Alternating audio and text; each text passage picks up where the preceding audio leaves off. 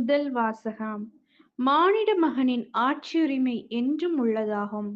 இறைவாக்கினர் தானியேல் நூலிலிருந்து வாசகம். அதிகாரம் 7, இறைவசனங்கள் 13, 14. அந்நாட்களில் இரவில் நான் கண்ட காட்சியாவது, வானத்தின் மேகங்களின் மீது மானிட மகனைப் போன்ற ஒருவர் தோன்றினார். இதோ, தொன்மை வாய்ந்தவர் அருகில் அவர் வந்தார். அவர் திருமுன் கொண்டு வரப்பட்டார்.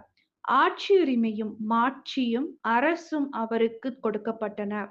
எல்லா இனத்தாரும் நாட்டினரும் மொழியினரும் அவரை வழிபட வேண்டும். அவரது ஆட்சியுரிமை என்றும் உள்ளதாகும். அதற்கு முடிவே இராது. அவரது அரசு ஒழிந்து போகாது. இது ஆண்டவரின் அருள்வாக்கு. இறைவா உமக்கு நன்றி. இரண்டாம் வாசகம். மண்ணுலக அரசர்களுக்கு தலைவர் தம்மை குருக்களாக ஏற்படுத்தினார். திருத்தூதர் யோவான் எழுதிய திருவெளிப்பாட்டிலிருந்து வாசகம். அதிகாரம் 1, இறை வசனங்கள் 5 முதல் 8. கிறிஸ்துவே நம்பிக்கைக்குரிய சாட்சி.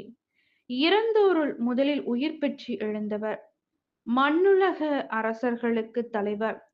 இவர் நம்மீது அன்பு கூர்ந்தார். தமது சாவு வாயிலாக நம் பாவங்களிலிருந்து நம்மை விடுவித்தார். ஆட்சியுரிமை பெற்றவர்களாக, அதாவது நம் கடவுளும் தந்தையுமானவருக்கு ஊழியம் புரியும் குருக்களாக நம்மை ஏற்படுத்தினார். இவருக்கே மாட்சியும் ஆற்றலும் என்றென்றும் உரியன. ஆமென். இதோ, அவர் மேகங்கள் சூழ வருகின்றார். அனைவரும் அவரை காண்பர். அவரை ஊடுருவ குத்தியோரும் காண்பர். அவர் பொருட்டு மண்ணுலகின் குலத்தார் அனைவரும் மாரடித்து புலம்புவர். இது உண்மை. ஆமென். அகரமும் நகரமும் நானே என்கிறார் கடவுளாகிய ஆண்டவர். இருந்தவரும் இருக்கின்றவரும் வரவிருக்கின்றவரும் எல்லாம் வல்லவரும் அவரே. இது ஆண்டவரின் அருள்வாக்கு. இறைவா உமக்கு நன்றி. நற்செய்தி வாசகம். அரசன் என்று நீர் சொல்கிறீர். யோவான் எழுதிய தூய நற்செய்தியிலிருந்து வாசகம்.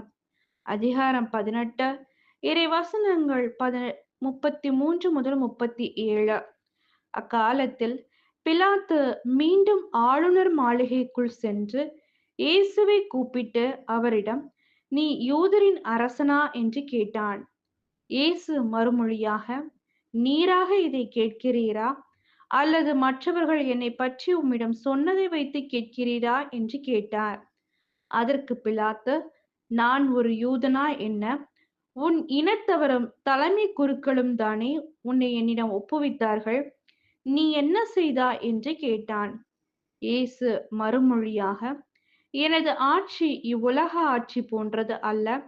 அது இவ்வுலக ஆட்சி போன்றதாய் இருந்திருந்தால், நான் யூதர்களிடம் காட்டிக் கொடுக்கப்படாதவாறு என் காவலர்கள் போராடி இருப்பார்கள்.